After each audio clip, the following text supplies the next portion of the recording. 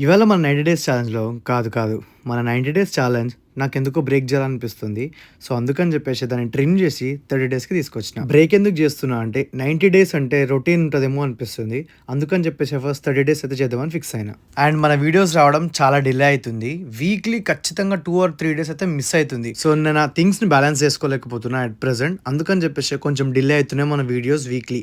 So, అందుకని జెప్పేసి 30 days ఛాలెంజ్‌లో at least మనం మంచిగా చేద్దామని ఫిక్స్ అయినా.